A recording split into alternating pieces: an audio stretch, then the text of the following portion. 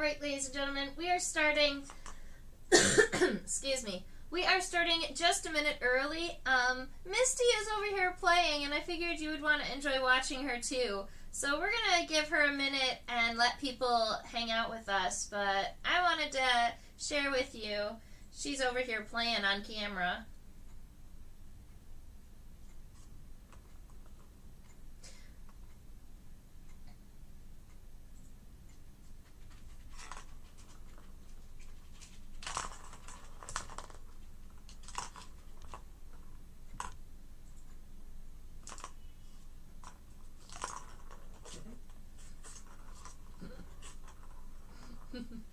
Misty, you took the toy out of frame again.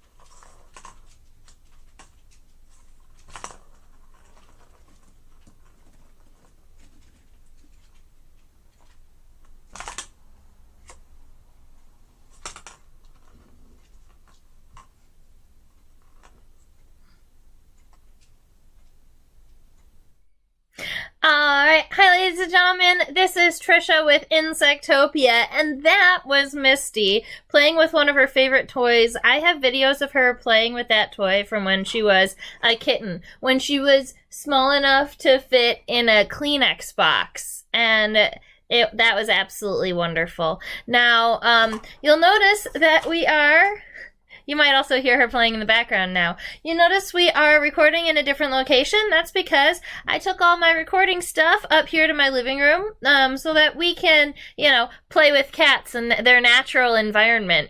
So this whole month has been Invertober, and I did bring my logo over this time with my laptop. So this month has been Invertober. We've been live streaming every single day of the month of October.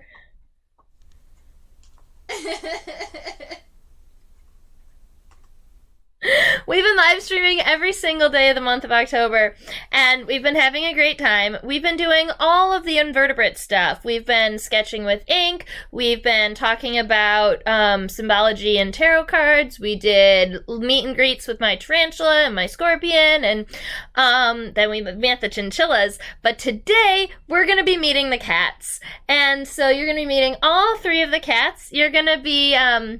they're going to be showing off their special skill, and we'll talk about domestic cats in general, Oh man. Yes, look at how cute she's being. I wonder if she's, yeah. That's one of her favorites. She put her head in the center. Oh no.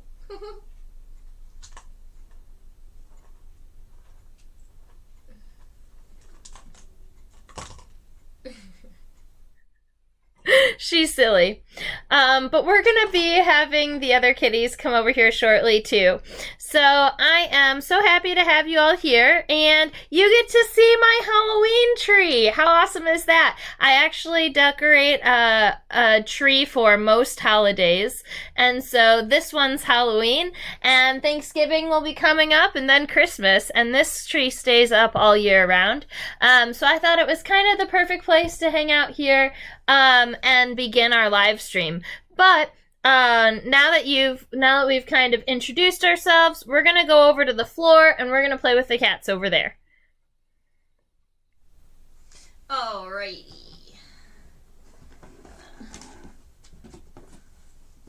Move this way. This way.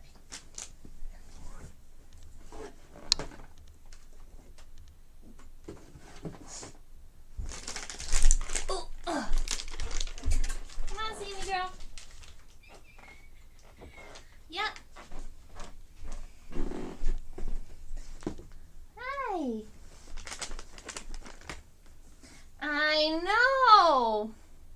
I know.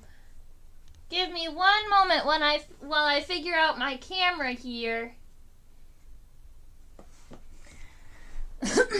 Alright, so you can see me kind of on the side. That'll be alright. Now, we have hanging out here, this is Sammie. She's our oldest kitty. She, when I got her, she was about 7 years old, and I've had her for, is it 5 years now? 5 years. So Sammie is about 12 years old. And then we have Lemmy here coming into frame. He's the black and white kitty, and he is 7 now. So Lemmy over here is 7 years old. And does that make Misty 4? She's 3. I'm 1 year off on all of them. So Jeff's got the numbers figured out. Misty, the one you saw earlier playing, she's way back there in the background. She's about 3. And they're all coming over here because they're excited because they know I've got treats, firstly. But secondarily, I have the paw button out. Now, I'm not sure if some of you have seen this where people have kind of trained their animals to kind of talk with buttons. Now, my kitties, they do have a whole button board, but Lemmy over there, he hasn't joined us yet. He's kind of watching from the distance. He uses the board to say things like food time, and he uses the board to say play a lot, but those are really his 2 kind of words he uses. But this is what we call the paw button, and it was when I first started paw training them. And so they know when they hit this button, they get a treat. And so it's a game that we will all play together. And it was helping us teach and train the kitties kind of just how to press the button. And Sammie gets really excited. So you can see she's hanging out here. Here you go, Sammie. Sammie, paw. Paw. Here you go, baby. Alrighty. Miss, you want to come over here? No, Sammie, it's not your turn. Misty, paw. There you go.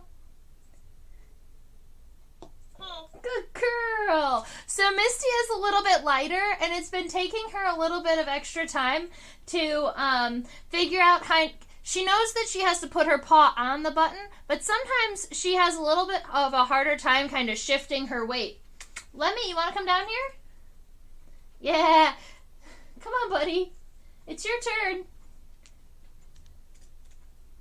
Come on, Lemmy. It's kind of like herding cats. Lemmy, paw. It's okay, baby. Lemmy, paw.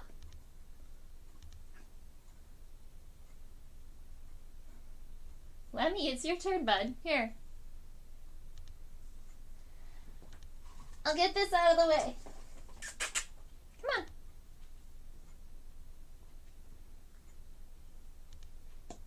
Good boy.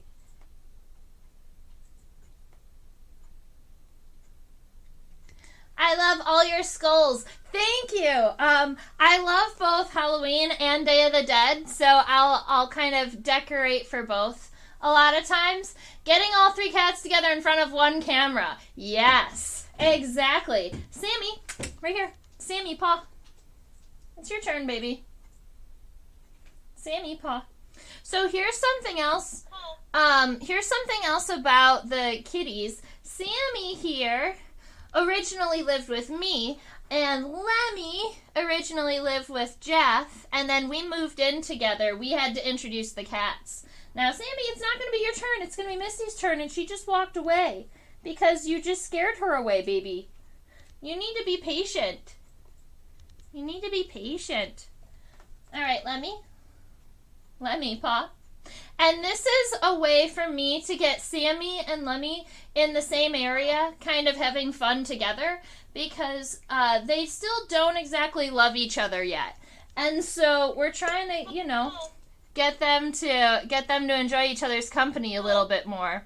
And I think that playing this game with them does sometimes help. Sammie is looking great for 12. Thank you. Yeah, she we absolutely love her so much. Her face is getting all gray a little bit, but other than that, she's up and about and playing with the other kitties. Misty sometimes keeps her young. All right, Misty. Paw. No, not Sammie. Not Sammie. Misty, come back over here. She says, but I want, but Mom. Is Sammie's ear tipped as a part of a trap neuter release program or something else? Question mark. Sammie's ear was not tipped as part of a neuter and release. Sammie's ear was injured. Sammie's ear was happened at home when we were not around. It's probably this guy. But Misty was in the house at the time. But Lemmy goes after Sammie sometimes, and so my guess is that he got her. But when we got home, her ear was it had already happened. So we took her to the vet and made sure everything was good. They just because it's cartilage that they can't kind of like put it back together or anything. So she's fine. She's a little bit sensitive about it sometimes, but she's okay. So, let's see. I know, baby. So we want to talk. I'll scooch into frame a little bit and scooch it up. All right. So I wanted to talk a little bit about each of their stories. Hey, Lemmy. Misty, why don't you come hang out up here? It's manipulation tactics with treats.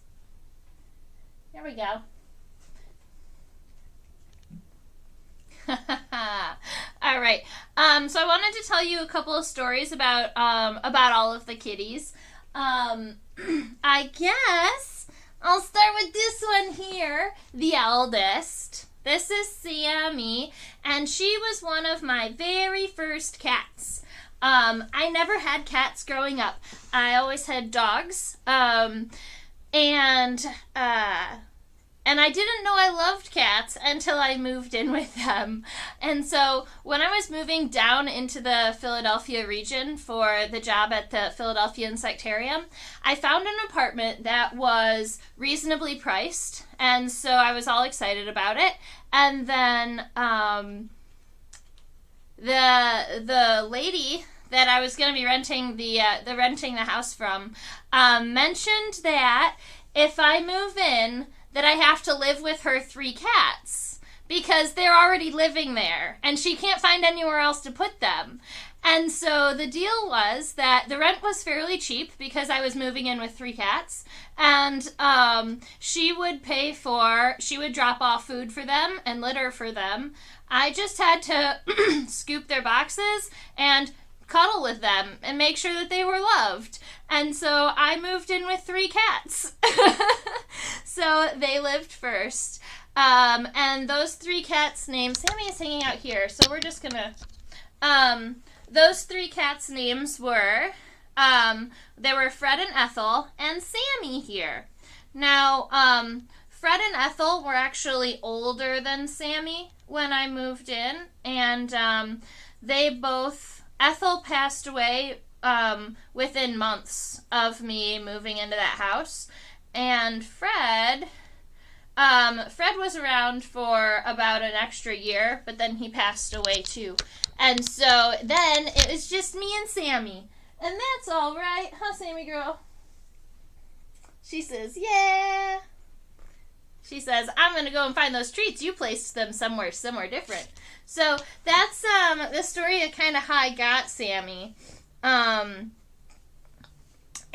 I thought it's kind of a fun and very unique story because people are like, the house already had cats, and it's like, yes, the person who owned the cats prior to me was an elderly gentleman, and he went to the hospital and didn't come back, unfortunately. And so the landlady was a cat person and did not want to separate the cats, wanted to keep all 3 of the cats together. And because she couldn't find somebody to take all 3 cats, she was taking care of them. She was taking care of them herself. So that is how I got Sammie. So some weird things about her. You know, all cats have kind of oddball features or like different things that they do. So Sammie likes to lick people, and not just like myself or my significant other. She will just go up to random people and lick them sometimes. And she particularly loves armpits, or your hands if you just put lotion on. So we tell people, you know, if she starts to kind of crawl up on your chest, like, that you can push her away a little bit if she starts trying to lick your armpits, because she will do that to not only myself and my significant other, but also just random people that come over. So that's a kind of funny thing about her.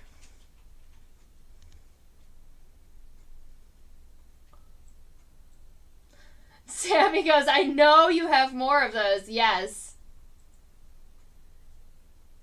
Yeah, and that's exactly what it was. It was a discount on rent just to live with the cats and to, you know, fall in love with them. And the deal was that when and if I was ever to move out of the house, I took the cats with me. And so that was the deal, and that's what we went with. And now Sammie is here with me. All right, we have Misty hanging out right here behind us on the cat castle, which is kind of like the perfect place for her. So hopefully she stays. No, she says the camera shifted, and now I'm going to go hide. Misty girl. There you go. Thank you. Okay. So this is Misty here. Misty is 3. Yep, 3. I keep wanting to think that she is 4, but she's 3 years old. She's like 3.5. Her birthday is in like July. Yeah. But yeah, so she's 3, and she is so tiny. I don't know if you guys saw that in comparison to the other cats when she was around, but honestly, when she stopped growing, I thought there's no way she's gotta continue growing. But she stayed just a little kitty. And that's one thing I do very much love about it. Oh, Sammie heard the treats. Hi, baby. You can't knock over my camera. All right. So, Sammie was my first cat that I knew from a kitten. She was very, very tiny when we met her. In fact, she was actually a rescue cat from the streets of Philadelphia. Her mom was a Philadelphia street cat, and so her mom was a Philadelphia street cat, and I have a friend that takes in pregnant street cats, and she gives them a place, like a safe place to give birth, and then she finds a place for the kittens that are safe. And she makes everyone who she lets take a cat she makes everyone promise that they're going to go and get checked by a vet and those types of things. And so, Misty was born from a street cat just in Philadelphia, and she was a rescue. And, hi, baby. And she was a rescue. And one thing that people don't know is that my friend, she had to go and she had to bring the mom cat and all of the kittens down to a veterinarian because there were problems during the birthing process. And so if Misty had been born on the streets, her and her mom wouldn't have made it. And so she is a lucky one. She's way up there now. Hi, baby. All right. Hey, Lemmy. So Lemmy is our box kitty, and he decided to continue to hang out. So I'm actually just going to turn this camera just a little bit. That's Mr. Lemmy over there. He's deciding to be a box kitty today. And I'm sure he would come back for the paw button, but we're not going to make him just at this moment. There we go. That's kind of how I got my last cat, Ada. I ended up cat sitting for a neighbor who went to the hospital and unfortunately passed away. Mm-hmm. And then my roommate wasn't into the idea of getting a cat. Yeah, see? Sometimes you just need to give the kitties a home. So I think all of the cats want to continue doing paw training, doing button training, especially this one right here. But we want to talk about Lemmy first. So Lemmy is our black and white kitty. He is a tiny bit more aggressive than the other kitties. Sammie here cuddles a little bit, and she likes to come up to bed with us. Lemmy will too. There you go. Stay on the couch. There you go. Lemmy is a little bit more aggressive. He kind of likes to chase Sammie around sometimes. And let's see. He was a barn kitty, right? No. Farm? Wasn't he? No, he was a street cat. No, he was a street cat too. So Lemmy came in. He was also a street cat. He was just a little fur ball, and he has these giant, long, beautiful white whiskers. And when he was a kitten, he was one of those kittens that looked like his whiskers were too big for his face. They had huge, long whiskers and this little cute little face. And so I love, and so those are some of my favorite pictures of Lemmy. Now, sometimes Misty will go over there and poke at him a little bit. And that might be what she's about to do. So I figure we can watch her for a second. But yes, Susan, he's definitely, if it fits, I sit spot cat. For sure. So have any of you ever seen cats who pressed buttons like that?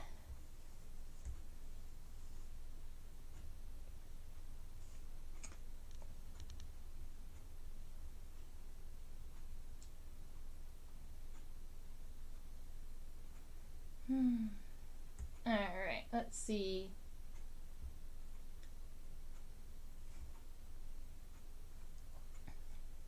Alright, so I think what we can do is we'll go ahead and pull out the button, and we'll play with the button a little bit, and we'll see if we can get Lemmy to come on back in. Susan says she's never seen button trained cats. Yeah, so it's a lot of fun. When we first started off playing, I think Lemmy was the first one to figure it out, and now he's kind of become a little bit possessive over the buttons. He's the only one who uses the actual button board that we have. The button board that we have the word play, and we have the word food time, which is 2 words, but that's what the button says. It says food time. And then there's a play button. There's also a yes and a no button, because I'm trying to teach him the word no. Because giving a cat a food time button, as it turns out, is actually pretty dangerous. They just like to hit the food time button all the time. And as you can imagine, they're cats, and so once the bowl is like half full, he's going over to press the button because he wants us to fill the bowl back up. And it's like, no, you've still got half of the food left. And then there are also 3 buttons for their names, Sammie, Lemmy, and Misty. And there was a time that I was using their names during button training to kind of try and teach them their names on the board. I haven't been leaning on that as heavily because Misty just started hitting the button like a couple of weeks ago. It was semi-recently. We've been button training for a while. And Misty over here, she couldn't figure out how to actually press the button. She just kept putting her paw on the button and leaving it there. But the thing is that she's a little cat, so she actually has to shift her weight pretty heavily to actually get the button to press. And sometimes you'll see her when she's trying to hit the button, she'll actually pick up the other paw, so that all of her front weight is on the button, and it's really adorable. Cricket can do a high five, sort of. Maybe I should try it. Yeah, totally. I mean, if nothing, it's a lot of fun, and I've gotten to know the kitties a little bit more. You know, you give them the opportunity to speak to you, and they will. And Sammie is right here. I know, I haven't gotten the treats out of the bag yet. I know. She goes, she's like, she is so insistent. Oh, did you get one out of there? She got one. Sammie, that's cheating. Sammie, that's cheating. Sammie paw. See, now I need to teach her the word wait. Misty, you gonna come over here, or are you gonna let Sammie take all of the...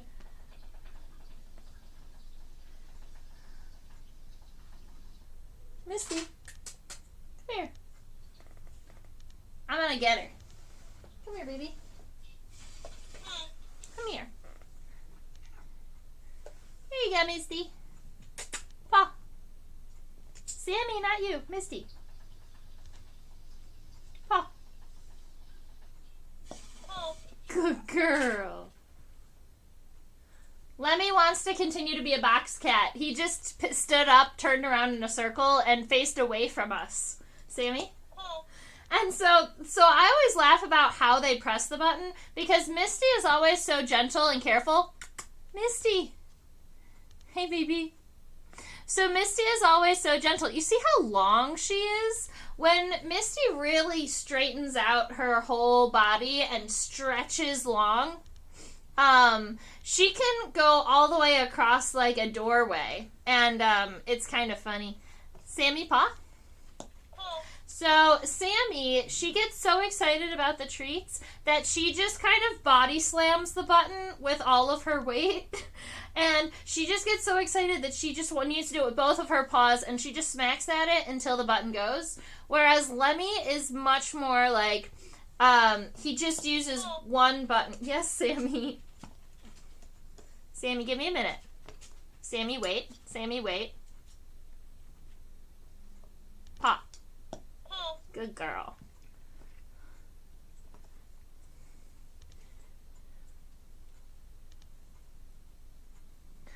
Lemmy is pointedly ignoring you, but with his ears turned back so he can listen to make sure you know he's ignoring you. Exactly! You can see it, too! You can, if I do... You see how his ears are pointing towards me? He's totally listening to me. But yeah, he stood up in his box and he turned around, and now he is facing not the open window, but a curtain. Misty, if you turn off that computer... You're not allowed to pull what the chinchillas do, baby. Sammie paw. I know.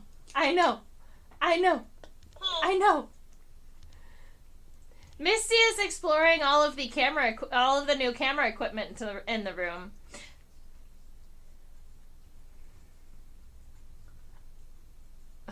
So, do you ladies have any questions about the kitties? Any stories that you would like to share about your cats?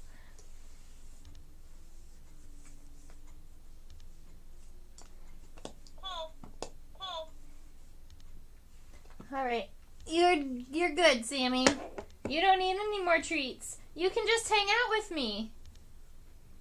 You can just hang out with Susan, Nancy, and I. She will also just incessantly lick your hands, especially if you've been holding treats, huh? She's like, if your hands taste even a little bit like treats, I want them. Yes? Oh, and we can play a little bit with them. So, I'm going to go and get a ribbon. This one.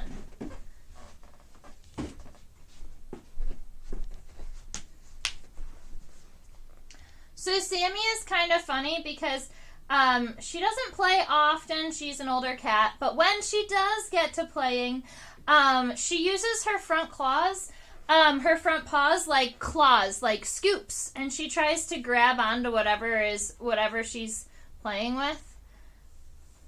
You want to play? Or you just want to lick my hands?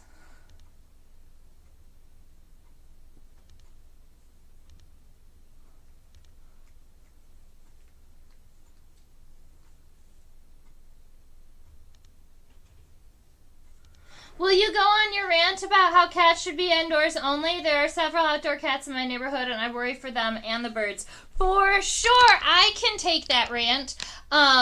Yeah.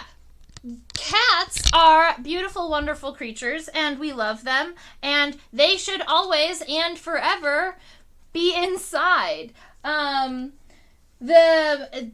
Domestic cats are domesticated, right? Which means that they are, they're meant for living indoors, and they are top predators, right? A lot of times we don't think about cats as big scary predators when they're in our houses, but guess what? We're kind of also predators, right? So our kitties, why don't you go and play up here? So we got to make sure that our kitties stay inside. Now that's for a handful of reasons. Number one is just for the comfort and the safety of your cats. They regularly have issues being outside, whether that is an issue with a coyote, or that is an issue with a vehicle, We want to make sure that they are staying inside for their safety. Secondarily, we want to make sure that the animals in your neighborhood are also being safe. Now, Susan in particular mentioned birds, and birds, yes, are going to be one of those things that our cats are going to regularly predate on. But birds are not the only things to worry about. Domestic cats are found now on every continent on the planet except Antarctica. There are feral cats. There are even feral cat colonies on many islands. So where civilization has gone, we have carried and brought domestic cats with us. And these cats are on islands and affecting all types of populations, including putting into extinction not only multiple species of birds, but they have put it to threatened or endangered. They have attacked monkeys and lizards, and monkeys. The monkeys and the lizards were the ones that blew my mind when I was reading them. But there are, rodents and birds and all of these things that are being affected by the domestic cats. Now, I actually spent time in the last couple of days searching for this research paper that I had found a couple years back, and I couldn't find it. But there is a paper out there, and I'm going to continue searching for it. There is a paper out there that describes the effect of domestic cats on populations all over the world, on animal populations all over the world, and it gives you a list of all of the animals that had become threatened, endangered, or extinct by domestic cats. And the list was pages long. It was something like 240 different animals that were put onto one of those lists by domestic cats. So that is my call out to you guys out there. If you have a cat, please keep it inside. And if you say something like, but my cat really likes to be outside, or my cat is partly wild, or however you want to say that, your cat is also affecting the ecosystem in your neighborhood. So if your cat really needs to be outside, build it a catio. Right? Build it a safe space outside where it is also still protected by you and is not affecting, and has windows, right? It's not affecting the native populations.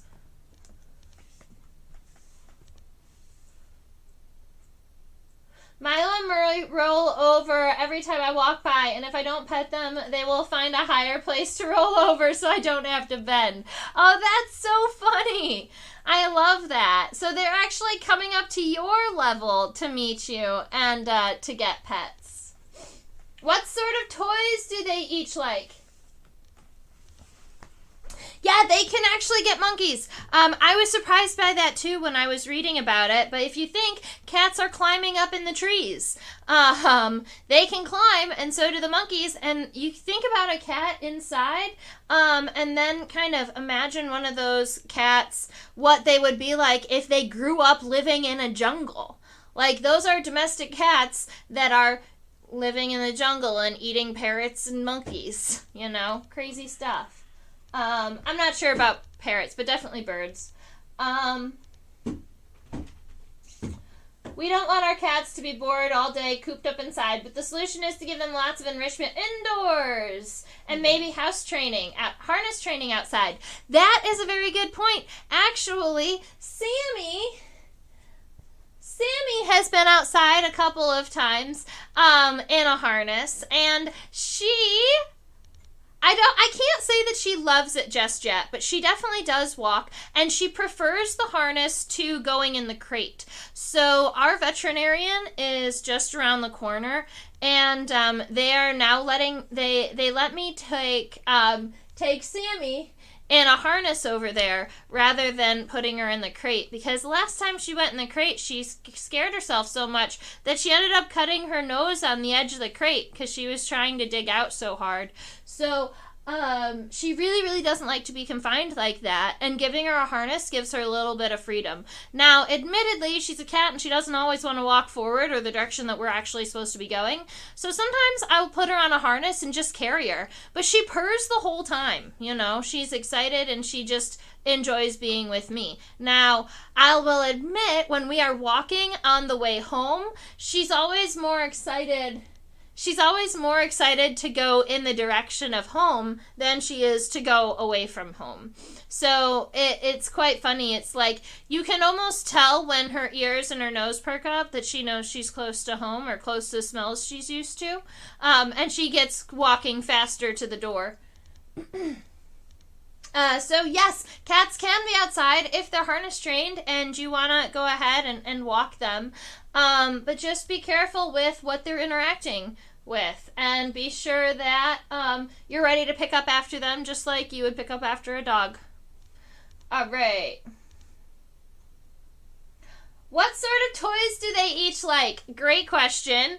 They do have a variety of toys that each of them like. Sammie generally prefers a ribbon, but when she's playing with a ribbon, you know how, all right, so cats not only have kind of their favorite toys, but they also have kind of their favorite situations that they'll play in. So Sammie really likes the ribbon, but she particularly likes to hit the ribbon if she's swatting kind of around something. So if she's at like the base of a table and she can reach with her left paw around the left side of the leg and her right paw around the right side of the leg, that's what she's gonna do. She likes to do this around things. And so I was trying to see if I could convince her, but she is a very clean cat. Sammie, I think, is the cleanest of the three, probably. She spends the most time cleaning herself. Oh. She's got it. So Sammie really likes ribbons.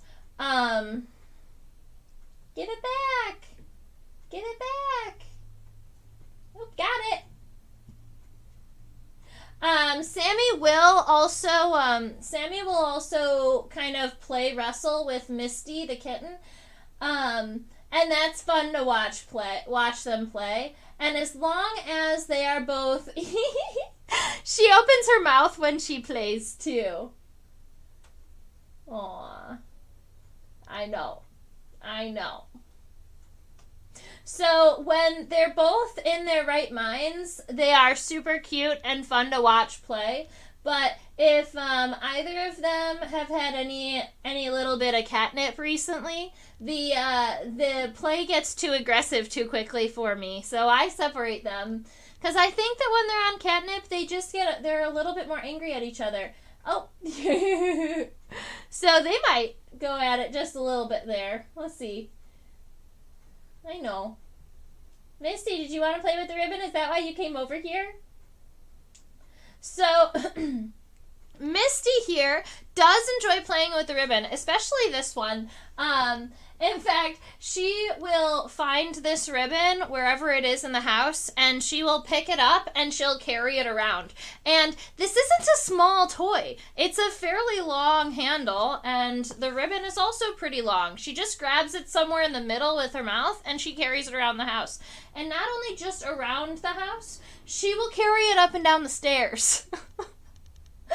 I've seen her carrying it down the stairs. I haven't witnessed her carrying it up the stairs, but it regularly goes if we shut the door to the bedroom. She likes to come in and sleep in the bedroom where I am, where we are, and so if we shut the door to the bedroom, Misty will try and get our attention. And regularly will carry this ribbon up the stairs, and she'll leave it at the bedroom door, like outside the bedroom door. Like, I was thinking about you, and I really wanted to come and play. You got it, Sammie. When Misty gets the ribbon, sometimes she gets the ribbon so aggressively that she can actually kind of snatch it out of your hand. And if she does that, if she kind of snatches it out of your hand, she looks so proud, and it's so cute. And she stands up big and tall, and she gets this, like, smirk on her face, and she walks away with the ribbon. She's like, aha, I win. You're done playing now. And she just gets up and walks away.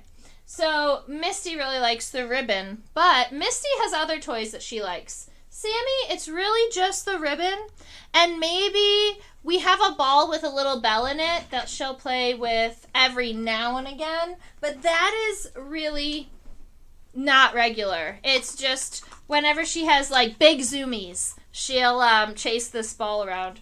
Misty is kind of the intelligent player out of the three, I would describe her as. So Sammie is like a lazy player. She likes to sit where she is. What has all of your attention? Lemmy's attention was over in this direction too. You know when cats all look in the same direction and you're pretty sure that the house is haunted? No.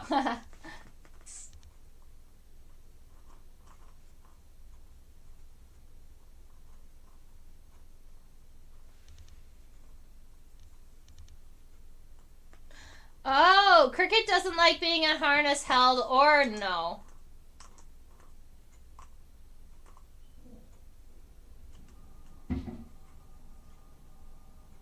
Cricket used to love his feather on a fishing pole when he was younger. The first summer we had him, he would play with it so hard he was panting. Aww.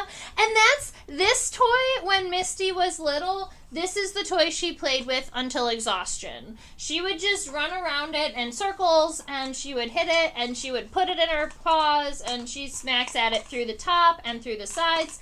And I call her our smart player because she likes to play with, you know, like the Smarty Cat toys, like this, where it goes in a circle and she kind of has to know where it's going to be. Or like, we've got this thing where it's on the ground and this guy kind of spins around in circles randomly and it lights up. She likes to kind of attack stuff like that. It goes in circles.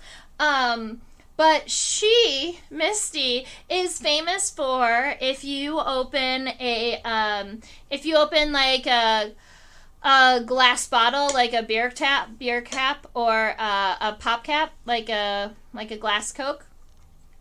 She gets all excited because she likes the lids, and she knows she's not allowed on the dining table or on the coffee table in the living room, and that's sometimes where we eat. And so if we have one of those, we'll put it on the edge of the table, and then we'll wait. And there's a little Misty face, and she'll pop up, and she'll just look, and she kind of, it's just like her head. She sticks up her head over the edge of the table, and she's just like looking around, and then she finds the pop cap, right? And she just takes one paw and she scoops it off of the table, and it is the cutest thing. And so she really likes to drop it pick it up in her mouth and drop it on different surfaces. I believe it's because she likes to hear what it sounds like. Because she'll pick it up and she'll go and drop it in the kitchen on the tile. And then she'll pick it up and she'll come over here and she'll drop it on the cardboard. Or she'll pick it up and she'll go and like drop it on the radiator where it's metal. And then when she's done picking it up and dropping it on things, sometimes she'll carry it to the top of the stairs and she'll drop it down the stairs and watch it fall and then hit it the rest of the way. She also really likes to purposely hit them underneath a table or underneath the couch or underneath the TV stand, and then she will sit there like halfway under the couch, like batting it, trying to get it back out. And she does this as a game.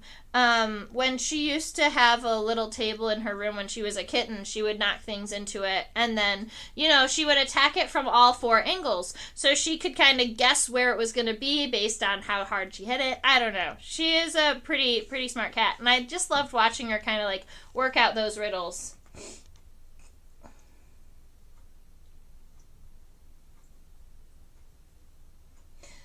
Aww. He always brings me his string in the evenings. That's so cute.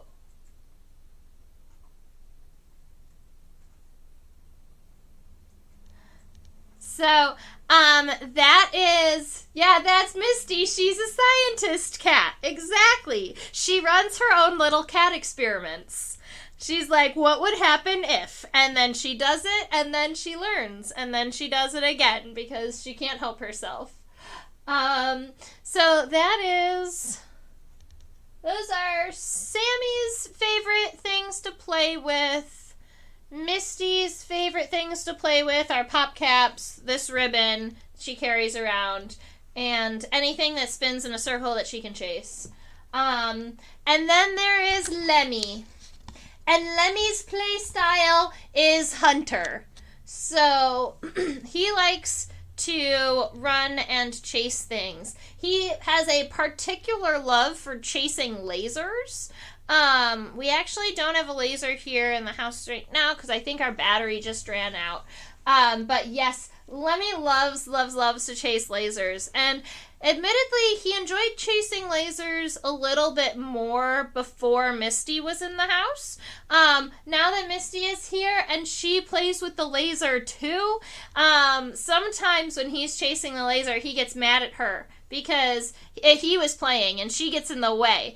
Or sometimes instead of taking like the whole runway, he'll take half of the runway and she'll take the other half, and they get mad at each other if they cross the middle line. So it'll be like Misty is playing in the dining room and Lemmy is playing in the living room, and as long as the laser is going in between them back and forth, they're both happy and playing.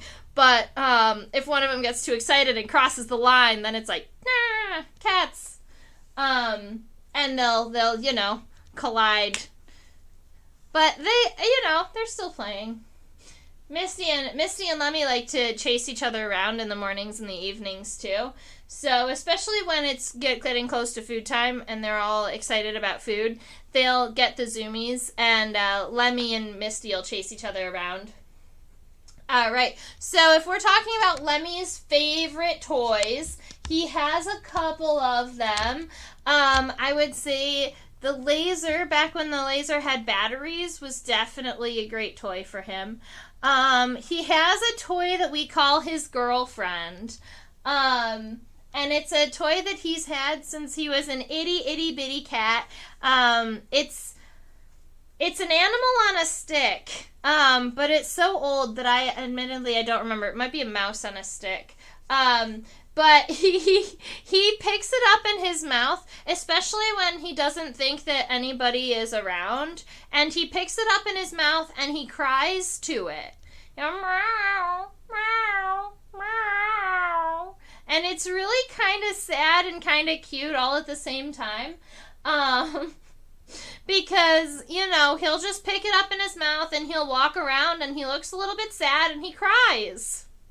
And he's had it since he was a kitten. So it must be, he's just doing his thing. And then if you see him and you make eye contact with him, he stops and he puts it down. And he's like, I wasn't, you know, he pretends like he wasn't doing it. That wasn't me. I don't know what you're talking about. And I actually recorded him doing it one day because I was curious. So I recorded him kind of playing with his girlfriend one day. And then when he wasn't playing with her anymore, I played the recording back to him, and he became so alert that I almost felt really bad because he went on this hunt for this other cat, and it was playing from my phone, but he was like looking out the window and running up and down the stairs, like trying to figure out where the sound was coming from, and then I felt a little bad for tricking him, but you know, it was still also kind of cute. I was running my own little experiment. But Lemmy also really, really loves to play with this little red mouse. And he has a game that he plays that he doesn't play it on command, which means he's never going to do it on a live stream. But he plays fetch randomly, intermittently. Lemmy plays fetch. So there's one day he brought, and it's not that we taught him, he actually taught us humans how to play fetch. So it was one day, he walked over, I believe, he walked over to us, and he had dropped the mouse at our feet. And it's like, all right. So we pick up the mouse and we throw it away. And he chases after it and he picks it up in his mouth and he throws it up in the air and he bats it a couple times. And then he picks it up in his mouth and he takes it back to you and he drops it at your feet. And it's like, all right, he has now invented this game. He's like presenting you with the mouse because he knows he wants you to throw it. And then he'll chase it and he'll play with it for a minute and then he'll bring it back and be like, do it again. Do it again. And so it's, you know, a cat version of, it's the kitty version of fetch because it's, you know, he trained us. It wasn't the other way around. When we first got Cricket, he adored the laser. He would absolutely go crazy for it for the first few months. Finally, one day he played with the laser for a bit, then stopped. Oh no, he figured out the laser! And then he wasn't amused anymore? Then he was like, oh, it's happening in your hand. Oh, no. That's so sad. Cricket got too smart. Fortunately, he has not yet figured out when the sunlight reflects off my watch and makes the little light on the ground. Oh, good. So he likes the little rainbows. I, as a child, used to love the rainbows, especially the ones that, like, came off of my mom's rings, and so we would play with those. Us baby humans. Alright, so Sammie is almost done grooming herself, and getting ready for bed. Lemmy is all tucked away in a box. Misty walked off in that direction. So I would say I love all three of them. They're all wonderful in their own ways. I like that they are of a wide variety of ages, you know? 3 seems like a good number. They get along about 80% of the time, you know? And it's getting better. I think that if I work on the button training more with the cats all together, that they would probably start to get to know each other a little bit better.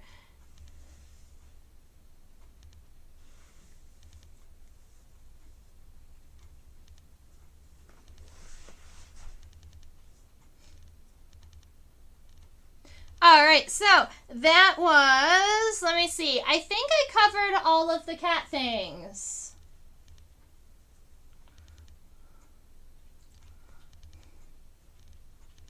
I think I've covered all the cat things.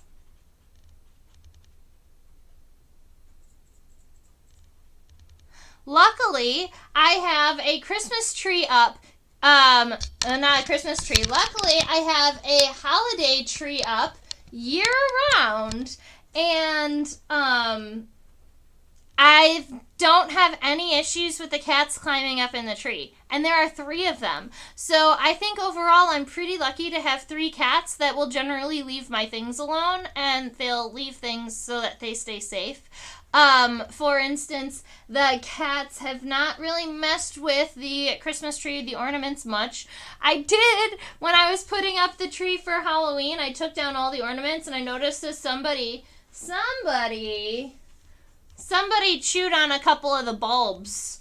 I like the light bulbs on the Christmas tree lights. So that's no good, but they are the LED ones, so it wasn't wires and it wasn't sharp, it was plastic. So that's good. So that happened. And secondarily, I have left out insects in the basement before, where it's like, maybe I shouldn't do that, especially with cats around. If I had any other cats, I would never, ever, ever leave my buggies out and about. But I have not had an issue with the cats jumping up onto my desk or into my microscope area. I think it's because it always looks so busy and so crowded, they don't know where they can land safely. But I'm okay with that. Because they haven't messed with any of my stuff. So that I know I'm super lucky for.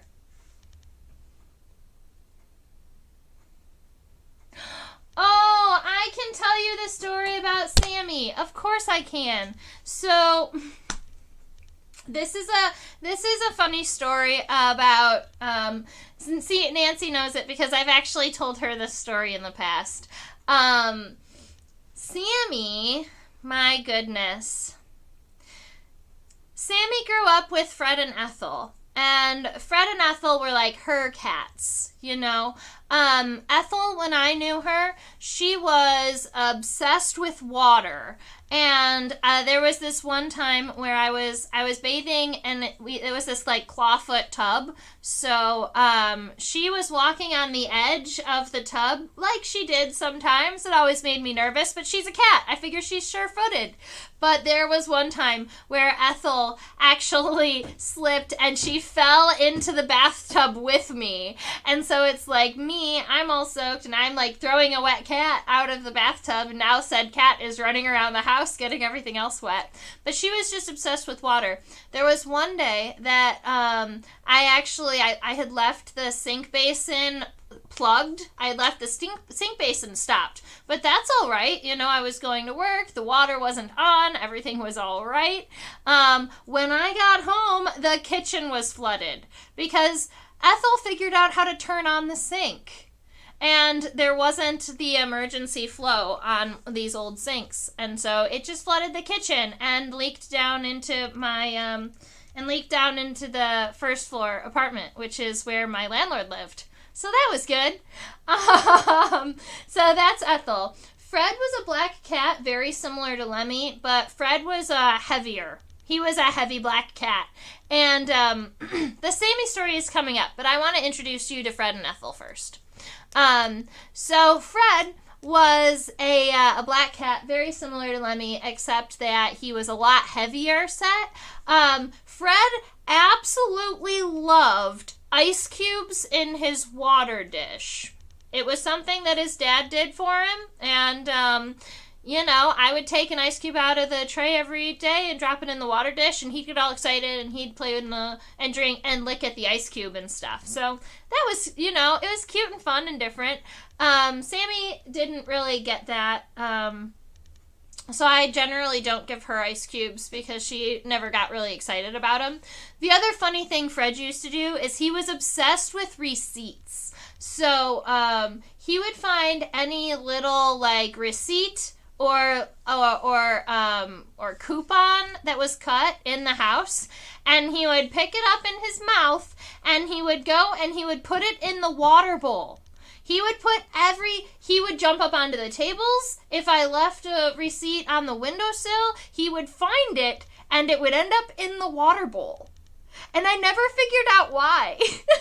And then one day I got home and Fred was like, ah ha ha, he had found a magic box that if you took the tissue paper out of it and you carried it all the way to the water bowl, that you went back and there was another one. And he had emptied almost an entire tissue box into his water bowl. And there was water all over the floor because it had wicked out because he had put so many tissue papers in his water.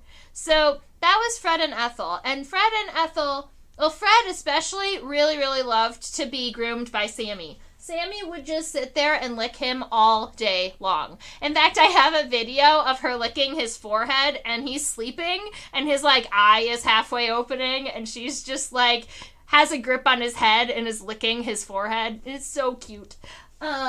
So Sammie and Fred and Ethel were very, very close. And when Ethel passed, everything was all right. It was Sammie and Fred, and they were the best together. And then Fred passed, and Sammie started doing this thing.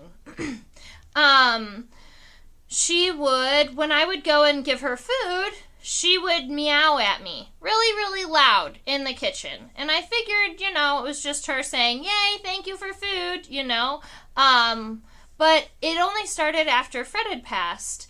And so I was like, all right. And I figured maybe it would go away after a week or something. And then she was still yelling, meow, meow, meow. Every time I fed her or walked by her water dish or her food dish. I'm like, why are you yelling at me? You have water, you have food, what do you want? And she did this to me for a while, and then my landlady came over and she was feeding Sammie for a couple of days while I was out on vacation, and she was like, has Sammie always yelled and meowed so loud in the kitchen? And she's like, do you know why she's doing that? And I was like, I don't know why she's doing it, but she has started regularly yelling at me in the kitchen for an unknown reason. And that went on for about a year in that house. And then I moved here and it continued. And I'm like, my goodness, Sammie. And so then I was starting to get worried, and she'd been yelling at me for, I don't know, it was probably 2 or 3 years before I realized what she wanted. I guess I was slow to be taught by the cat. So what she wanted is that she wants to be pet while she is eating. She wants a companion while she's eating. And there's actually a term for this.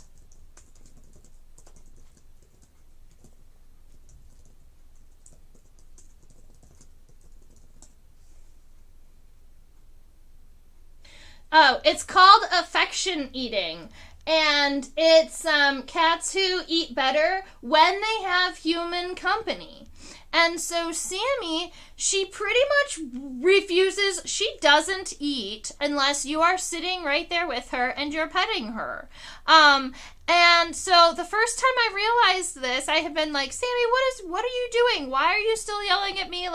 I'm giving you your food. Everything is great. And then I start to walk away and she starts yelling at me again. So I turn around and I start petting her and she purrs so loud. She's like, she finally gets it. And so she's purring and then she starts making biscuits while she's eating because she's so excited that I'm petting her. And I've stopped to hang out with her for a minute.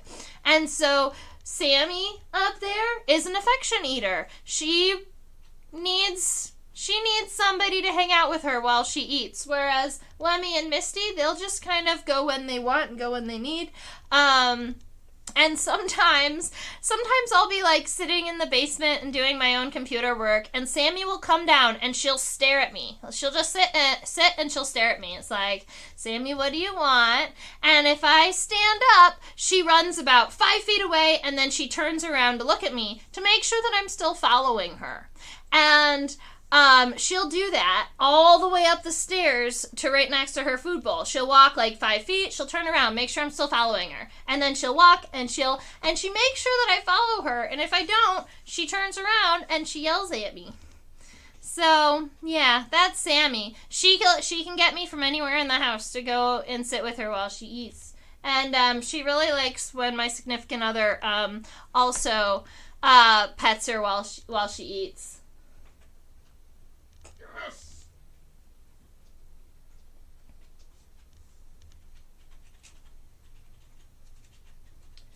To be honest, the last few years we have deliberately picked a Christmas tree that Cricket would enjoy climbing. We put all the breakable ornaments very securely on the back. Interesting. So your Christmas tree is like a play toy for your cat. Okay. That's not the direction that we go, just because my tree is not stable enough to hold on to the cats, and I wouldn't want them to be okay with the big Christmas tree and then think that they could try and get into that little tree the rest of the year.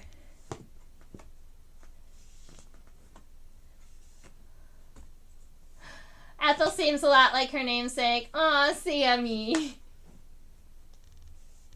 That's what all that screaming was about. Exactly. The only thing she wanted was a little bit of more attention. She just wanted to be pet and loved while she was eating. And I didn't know it.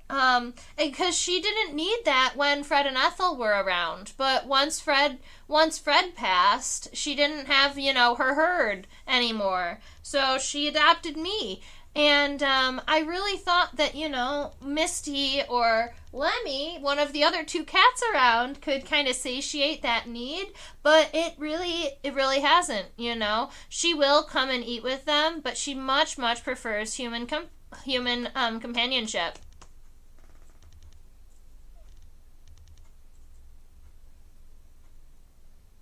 What does she do in your travel? Does your significant other pet her for you? Yes, he does. In fact, sometimes I think that she even prefers his pets during her eating to mine, because sometimes when I go and pet her now, she'll start eating, and then she'll look at me like I'm doing something wrong, and then she'll walk a whole big circle around me, and then she'll continue to eat. But when he's doing it, she'll really get going with the really loud purrs and the biscuits. So he does something right in that regards. And then when we're both on vacation and the neighbor is taking care of her, I just hope that she eats enough of the food, because she will eat some when she is hungry, even without people, especially first thing with breakfast, the wet food, or right when dinner comes out, she'll come and eat with everybody. And so that's what I hope, that she's coming out and she's eating at least for her 2 big meals when somebody else is taking care of her. But we're never away for that long, huh, baby? It's sleep time.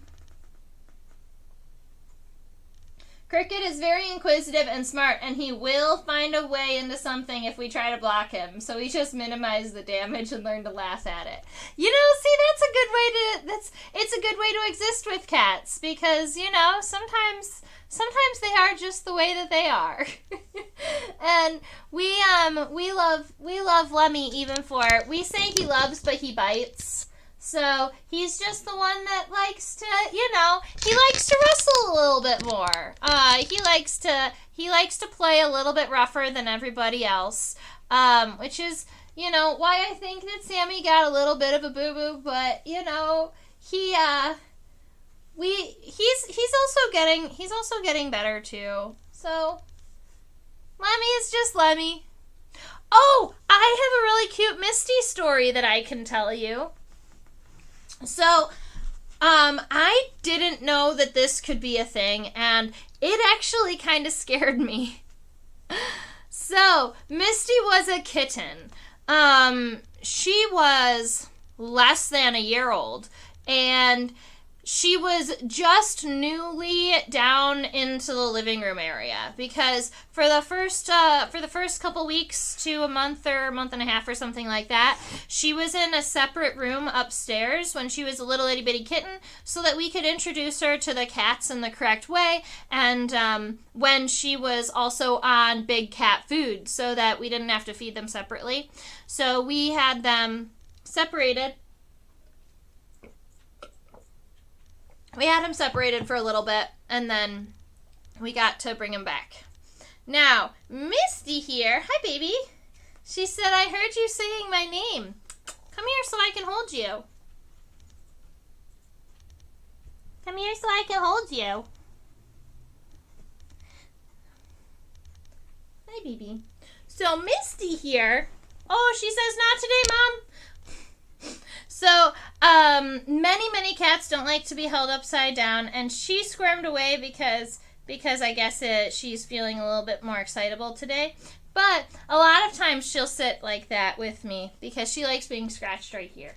What was I saying? Oh, Misty! Misty had just come downstairs and she was less than a year old, and I was sitting on the couch over here and I was doing my work on my laptop, and all of a sudden I hear the kitten sneeze. It goes like, "Choo!" Like, "Choo! Choo!"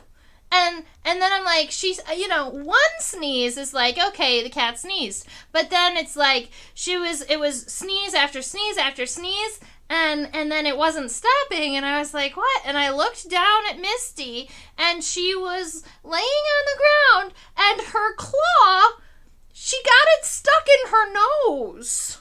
And she was trying to sneeze it out.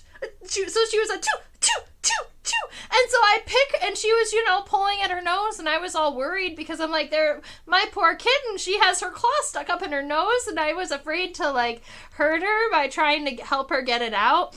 And so I had picked her up upside down like I was very much used to, and I was, trying to both hold her and help her get her claw out of her nose. And so I was holding her, and I called my significant other over, and I was like, can you please, if I hold her, can you help get her claw out of her nose? And I'm all nervous. And she's sneezing in my arms, and he's trying to get this claw out of her nose, and it's not working. And so I pass her over to him, and I help her kind of unlatch her claw from her nose. So that is something that Misty did. And because she did that, got her claw stuck in her nose, there was the thought that maybe her claw, her little accidental claw that got caught in her nose, maybe that also got caught in Sammie's ear, and that's why she has the boo-boo on her ear. We thought that it could be a possibility. Because it was around about the same time frame she was being a kitten. But that was something crazy that Misty did, and I didn't know that could happen. This is why you don't pick your nose, kids. Exactly. You'll get your claw stuck up in there. Morning, Chaos. It's nice to see you. We were just about to head off, I was thinking. We were just finishing up some kitty stories. So we got to meet the 3 cats today. Mystique, Lemmy, and Sammie. And Mystique, we have shortened her name to Misty as her common name. That's all right, Chaos. It's nice whenever you can show up. We appreciate it. Alrighty, so what I think I'm going to do is switch. That's fine. We're just going to hang out here. So, I think that is all of the cat stories that I can think of. Sammie, Lemmy, and Misty. I'm glad that you got to meet them all, and we got to talk a little bit about their toys, a little bit about their behavior. I got to share with you that they're button trained, which is so much fun. I absolutely love playing the paw game with them. And I think it's super cute when Lemmy walks over to the board and presses food time and then looks directly at you. Like, yes, it's food time, and I know it's food time, and now I'm smart enough to tell you, and so that's kind of cute. All right. So I hope that you all have a wonderful rest of your week. I hope that you are enjoying Invertober and live streams every single night. Tomorrow we are going to be finishing up the tarot deck with the with the final suit. So that is going to be an episode that'll be a lot of fun. Wednesday and Friday, we are picking old sketches to go over with ink. Thursday and Sunday, we are going to be doing new sketches. And next Sunday, I'm going to be changing the time from 4 p.m. Eastern to 10 p.m. Eastern for next Sunday's episode. So I'm going to change that on the calendar right about now. I'm going to go and do that on the Jack Law's calendar. But you can go ahead and, just note that in your own mind if you'd like. Next Sunday, instead of going live during the daytime, I'm going to be going live at night. Fun as usual. Thanks. I super appreciate all you guys hanging out with me today. This is just a fun episode.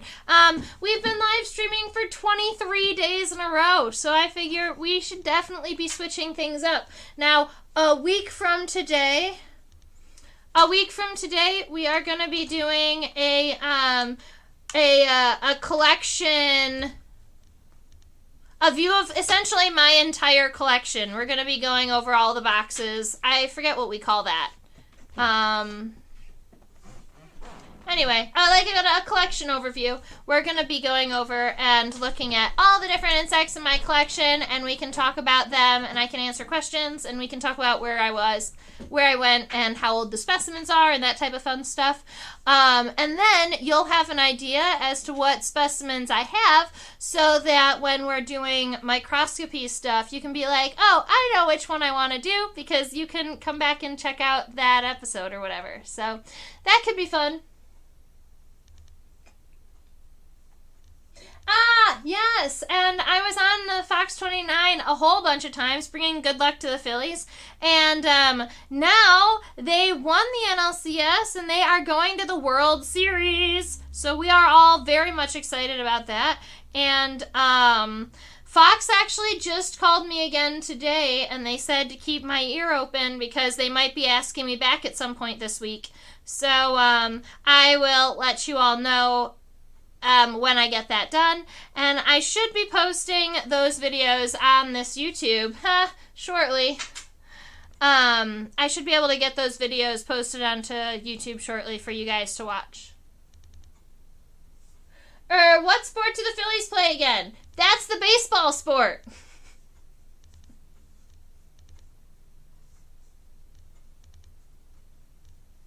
What? I'm on TV? Yeah, I've been on Fox 29 News like 5 times now. I've been bringing insects as good luck charms. So I've been bringing the crickets because they love them, but I also brought a tarantula and some ladybugs one time. Chaos, I'm also on a documentary called Bug Out, and it's about the above and underground insect trade. It's a 4-part docuseries, and it's on Amazon. So if you wanted to go and check that out, I'm in that too.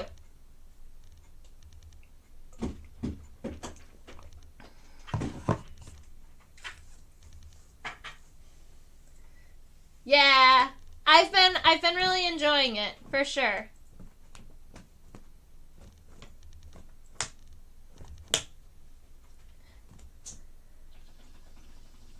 Yeah, Susan, you didn't know I was in a documentary. Yeah, the documentary that I'm in was recorded at the Philadelphia Insectarium, and it's about the above and underground insect trade. It's also about a little bit of the drama that happened at the Insectarium. I actually recorded myself watching it for the first time and reacting to it. And I'm still in the process of editing that footage so that I can post it on this channel. But it'll give kind of my part of the documentary, kind of how I saw things and how things kind of, how they were portrayed on the documentary versus like what really happened in real life. But everything was pretty true. It was kind of crazy.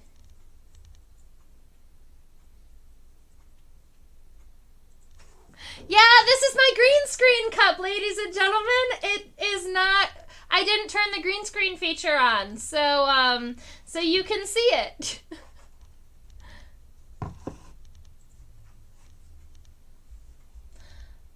Have you written any scientific papers?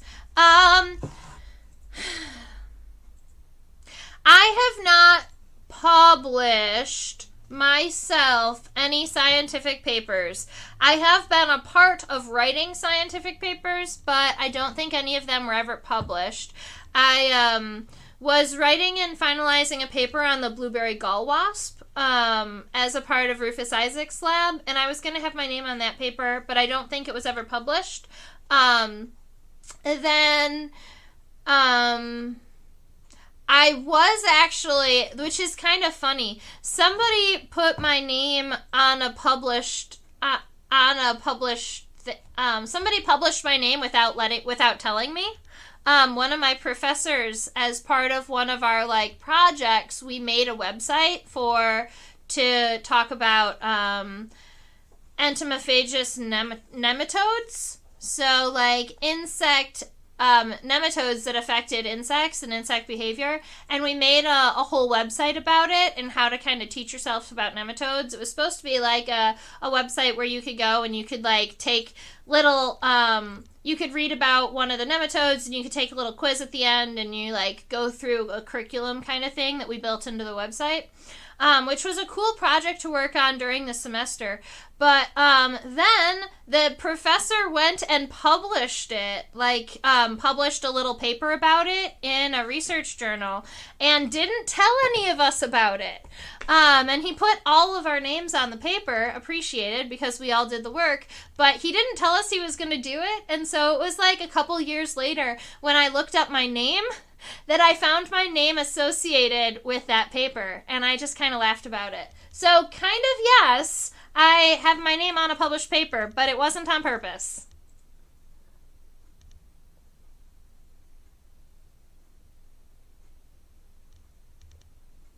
If you have collaborated, there's probably a chain of collaborations connecting to the mathematician Paul Erdos. Your Erdos number is the minimum distance to Erdos by collaborations. That's cool! How do you figure that out? And your Bacon number is your minimum distance to Kevin Bacon by appearing on film with people. Oh, that's so funny.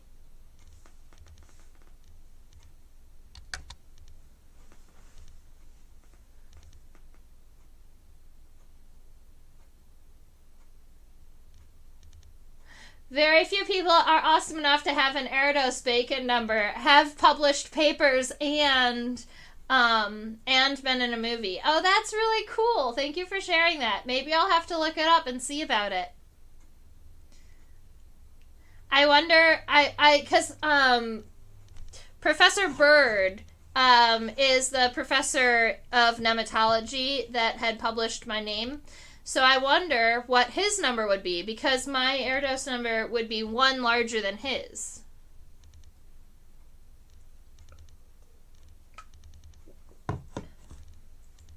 Misty's hanging out. Hi, baby.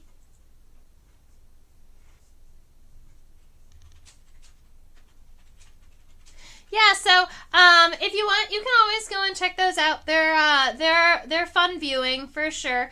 The docuseries is a total of 2 hours, so it's 4 episodes, but it's really 30 minutes each. And I think I appear on all of them. Some episodes more than others. And after you watch it, you can ask me all of the questions that you'd like. Because it's kind of like a whodunit mystery kind of thing. What was the professor's name again? His name was Professor Bird. B-I-R-D. He studied nematology.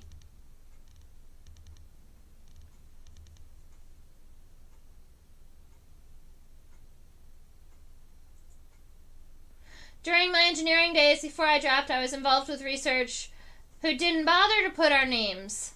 Yeah, and that was the other issue, is I worked in a research lab for brown marmorated stink bugs. It was the derp.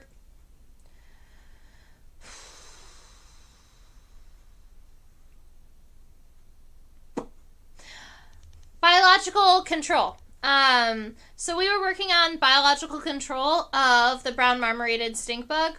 And I had written a number of my own PowerPoints, and I had given, like, papers. I had given papers at research talks and those types of things. So I've definitely, like, created research and put research out there.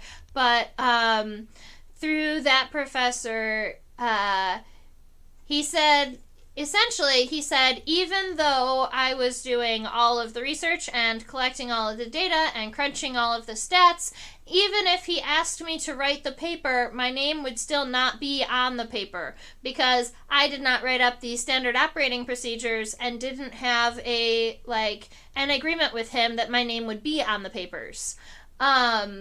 And so that was just the way that he ran it. And so it sounds like, Chaos, your professor was a little bit more similar to that, where some professors believe that when they write the operating procedures and they collect the money, only their name goes on the paper. And I just feel like it's so much better for professors to support their students and to give them authorship. He was going to offer me an acknowledgement at the end of the paper, which is cool and whatnot, but it's still not exactly what you're going for when you want to get into the research field. So I didn't end up writing a paper for him. I just kind of continued to do presentations rather than writing papers and doing all of the data and the research, and I let him write the actual papers so that I didn't have to worry about really wanting that authorship without getting it.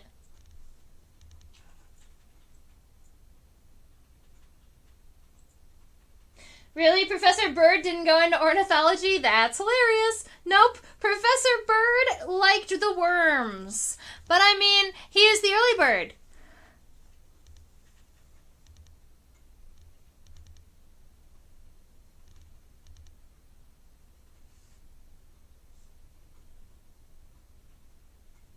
Authorship is less complicated for math research. My advisor and I literally did the thinking together and each wrote bits of the paper, and that was that. And you guys both got credit for it.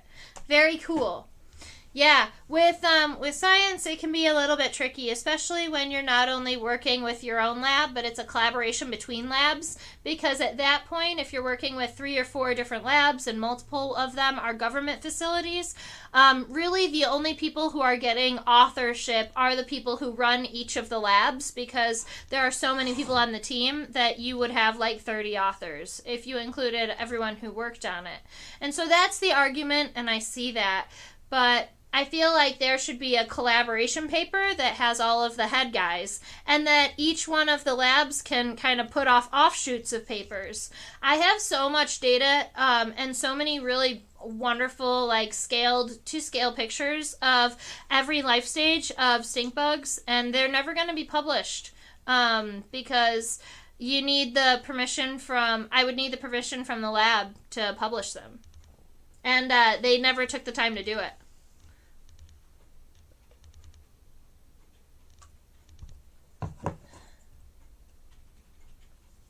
All right, so it has been about an hour and a half. We're at 90 minutes now, ladies and gentlemen. I'm glad that we are. You know the movie Arrival, the movie Arrival. That's with Jodie Foster, I believe. Yes. Where they talk to the alien spaceship. I do know that movie. I watched that. What about it? Arrival is one of my favorite movies. Okay. Oh, Professor George Bird.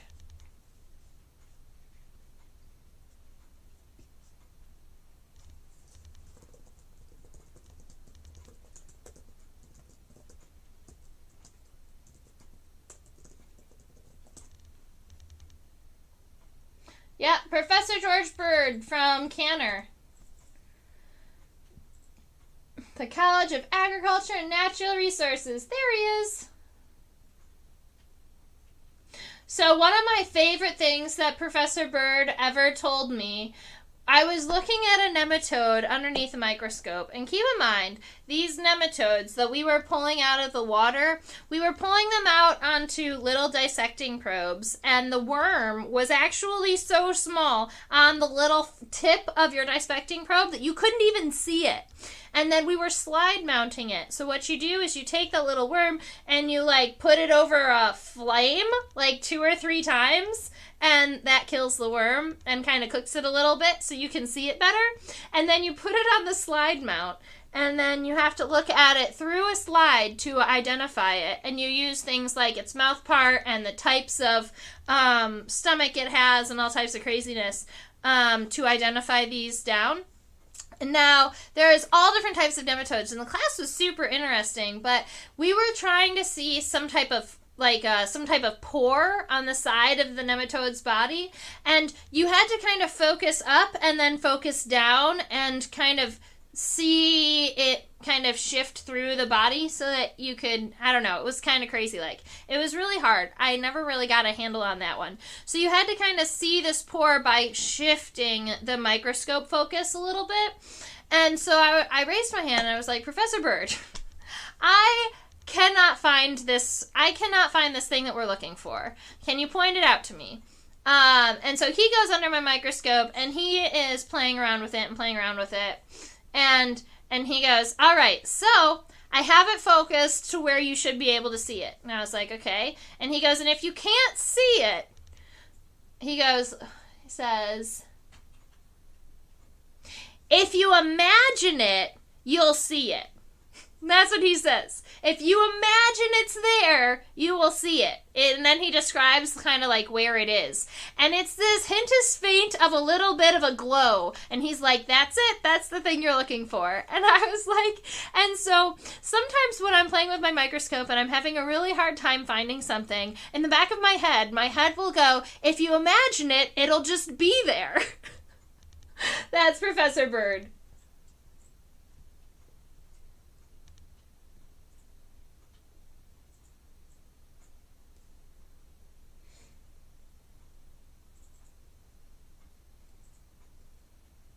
Ladies and gentlemen, if you ever see one of those ads,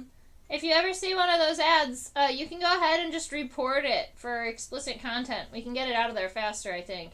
Let's see.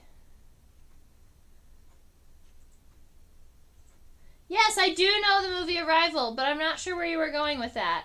Oh, your professor was one of the consultants for that. Cool. Darn, all the Erdos number search tools I can find only incorporate math papers. Oh!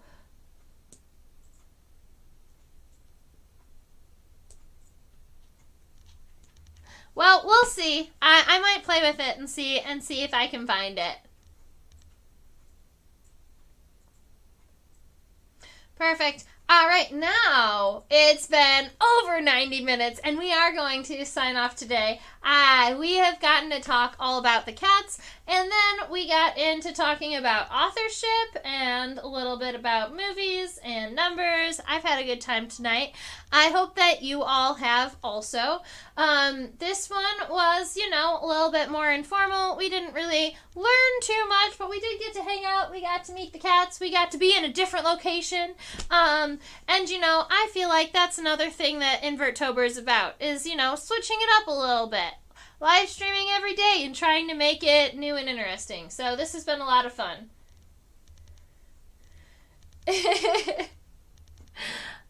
So thank you, ladies and gentlemen, for hanging out with me. I hope you all have a wonderful rest of your week. I don't have the little emblems all around me, but I can tell you they're all found in the doobly-doo in the description box below. There is a link to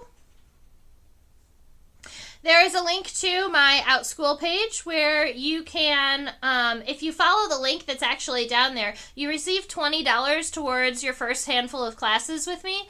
And so that is a great link to send to whoever you want, because if you send it to them, they will also receive $20 off. And everybody can just use it once, and that's kind of a wonderful thing. So go ahead and share that if you'd like. I teach to students ages 5 to 8, 9 to 12. We do insect studies. We're going to start doing insect collections once I get OutSchool to accept my class. And make sure to subscribe to this channel. And if you want to donate any, if you want to send a small donation to Insectopia to keep my collection running smoothly, and to get all of the equipment and stuff needed for this, you can go ahead and send that donation to the PayPal link that is in the description box below. If you were looking for Insectopia on Facebook or Instagram and you can't find them, it might be because you need to add the 2015. I am at Insectopia 2015, not just Insectopia, so you can find me there with those. Oh, the you want to know where the doodly-doo came from? It came from Hank and John Green.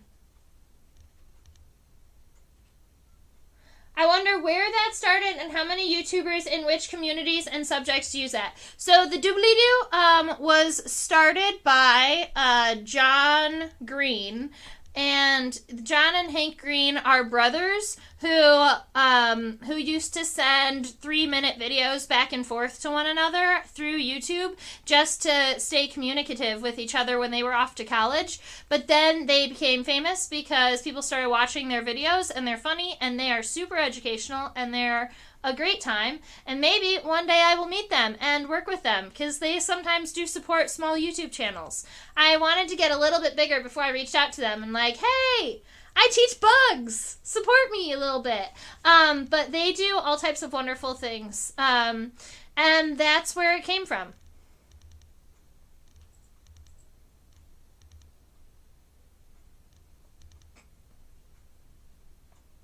Can we speak about bad entomology and entertainment next week?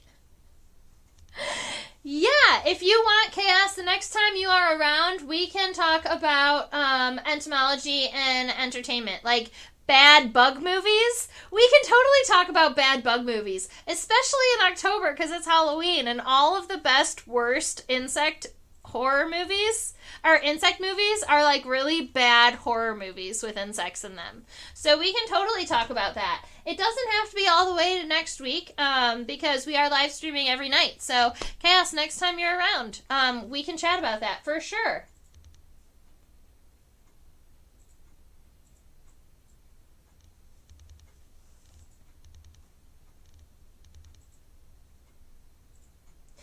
Yeah! Hank does all types of science and animal things, and they do support these very, very small YouTube channels like Viart. The VIART used to be very, very small, kind of close to where the size I am. Maybe a little bit bigger than me. She had a couple of videos that hit 1 million before they reached out to her. But then they reached out to her and helped her grow a little bit. And honestly, just a single call out or two from them could get my channel booming in a way that I would be like, yay! I'd be partying over here. So one day they'll notice me, or we'll start just messaging both Tom and Hank and be like, hey, John and Hank. So that's a good time.